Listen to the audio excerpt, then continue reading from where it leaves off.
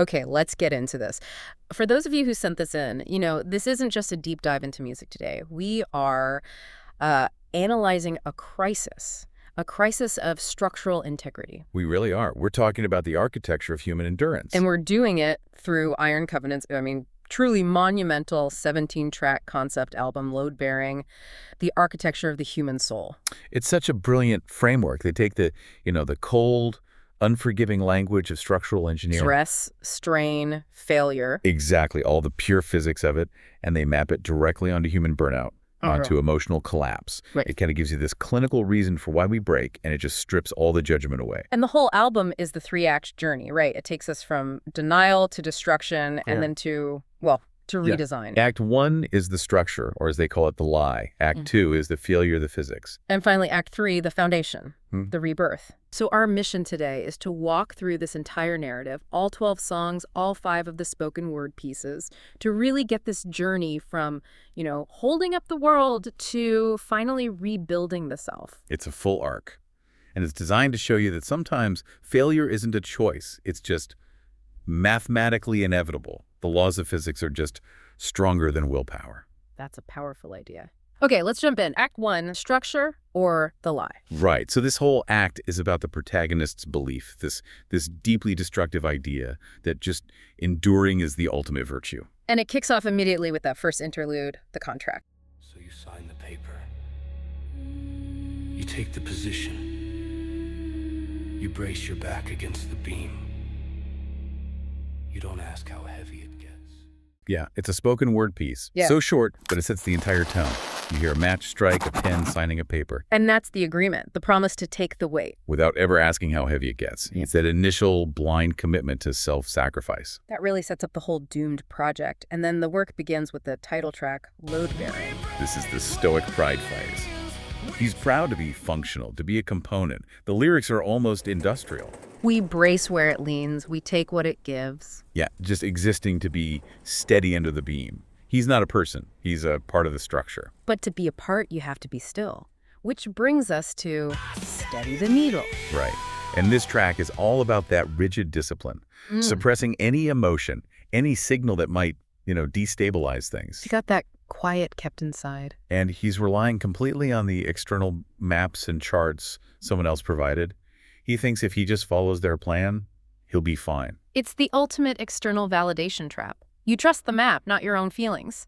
But the work is never static, is it? No, and that leads to uphill battle. Yeah. This is just this sheer exhaustion, the grind against gravity. But he's convinced himself that's the only way. He has that mantra, start with one step, that's how the ground is gained. It's just pure, miserable willpower forcing every single step. And that constant pressure, that grind, it starts to twist things by the time we get to cliff's edge.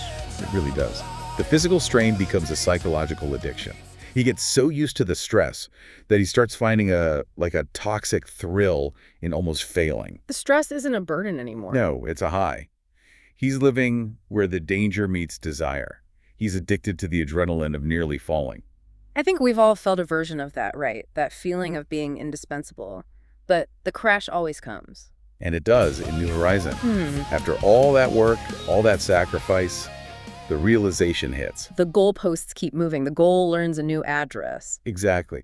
The promise of endless progress is revealed to be just an infinite treadmill. And that's the first major crack in the lie. That sense of disillusionment must be profound. It is. And it takes us right into the next interlude, fatigue.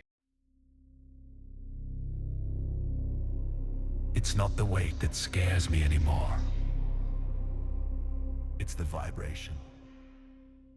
This is the big transition from the work to the physics. The spoken word piece says the fear isn't the weight anymore. No, it's the vibration. The whole system is shaking. And he realizes he isn't building anymore. He's just surviving the motion. That vibration is the prelude to breakdown, which brings us right into Act 2, the failure or the physics. This is where willpower it dissolves. The immutable laws of nature take over. We start Act 2 with kinetic resonance. Right.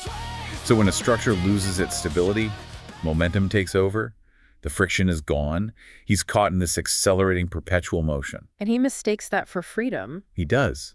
He thinks oscillation is freedom.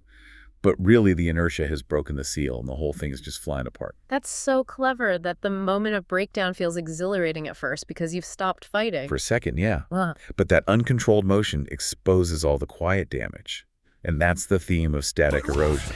Most people think of collapse as this loud, sudden event. But erosion is silent. The outside of the structure looks strong, but this track shows us the inside is just rusting away. And the lyric for that is just perfect.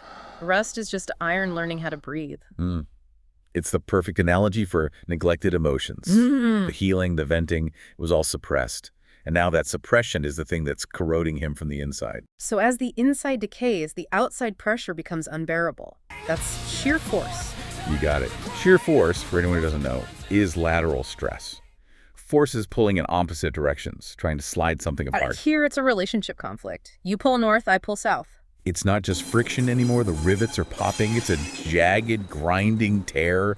The whole geometry of his life is failing. And just before it completely shatters, we get this cold, terrifying interlude, the yield. There is a difference between elastic and plastic deformation. This is maybe the most important engineering concept on the whole album. We really need to pause here because this is the point of no return.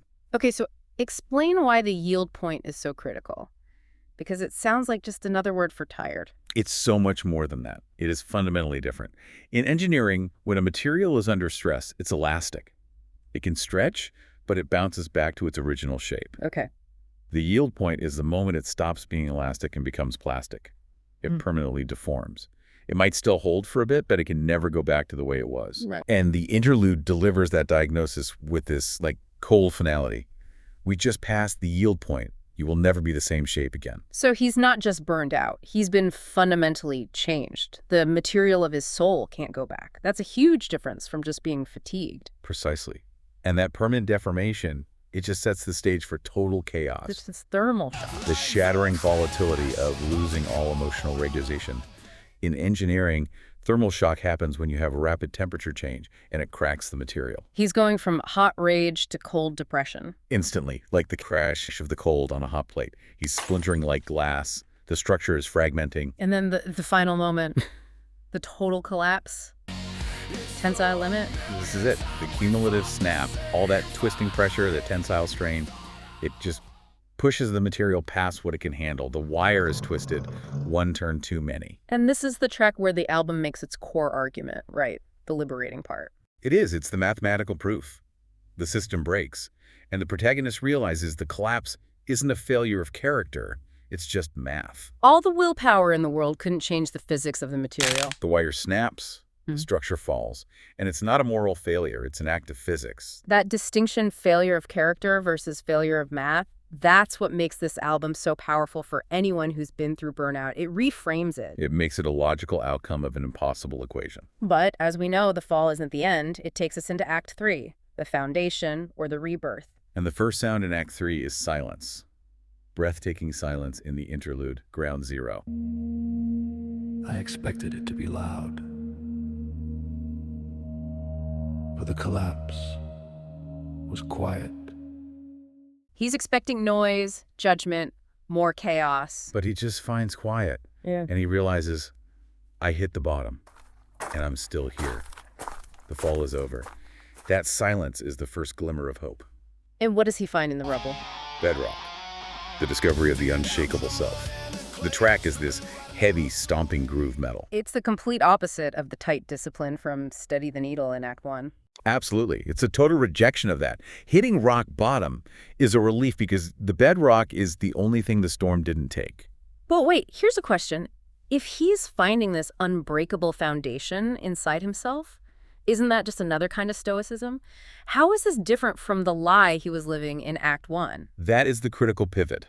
The difference is agency. Agency. In Act 1, he was the component. He was a laborer carrying weight for someone else's blueprint. Now he's standing on his own ground. He's not bracing someone else's beam. And that distinction is made final in The Architect. This is the moment of reclamation. He stops being the laborer and becomes the designer. He picks up the pen. He burns the old plans. The lyrics say it so clearly.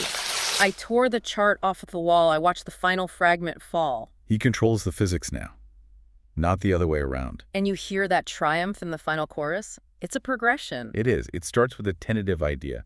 I'm building a cathedral in my head. And builds to that full chest-pounding declaration, I raise the cathedral from the dead. I am the architect. He's acknowledging the physics that brought him down, but now he's the master of his own structural integrity. It's incredible. That sense of closure gets sealed in the final outro, occupancy. The structure is safe.